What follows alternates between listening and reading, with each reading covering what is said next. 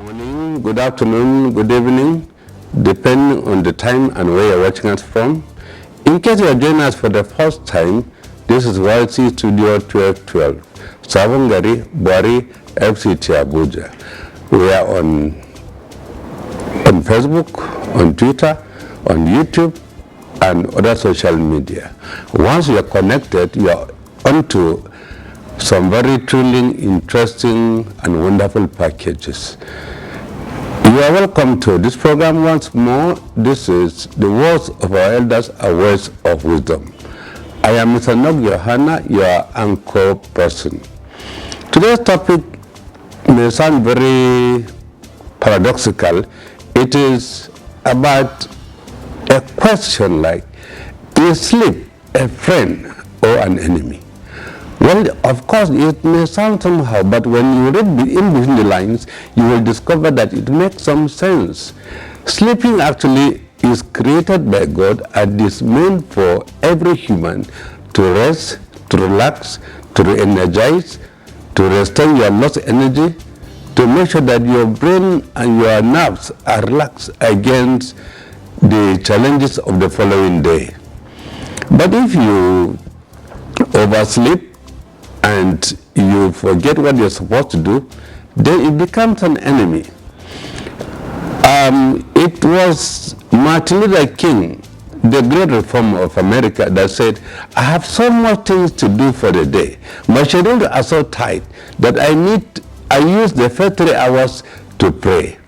So it means that we need to wake up early as maybe 5 o'clock to plan and prepare and strategize for the day so that you know what you're going to do for that day.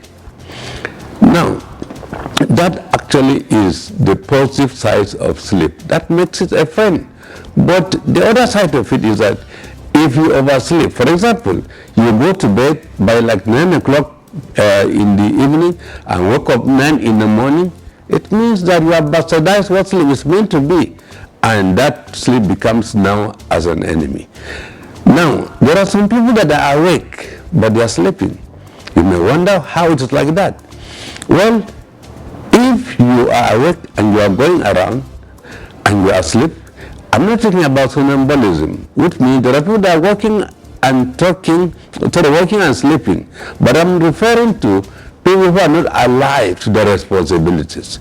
People who don't live up to their expectations. Those who don't do the assignments as expected. For example, if you're a civil servant and you go to the office by 10 o'clock, by 2 or 3 you are out of office, it means you're not living up to expectation and you're sleeping. Or you are a father and you cannot train your children, you cannot pay their school fees, then you are sleeping.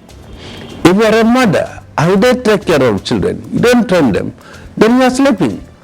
If you are a teacher, you are expected to teach your students to be able to pass internal examinations. If you do it well, then you are sleeping. So we should live to take sleep as a friend, not as an enemy. So if you oversleep, it means it has turned to an enemy. Thank you so much for watching. I remain your anchor person, Elder Nnok Yohana. We're going to meet again in next session. I pray and believe that you will look at sleep as a friend, not as an enemy, by living up to expectation. Thank you and God bless you all. VIC Studio 1212.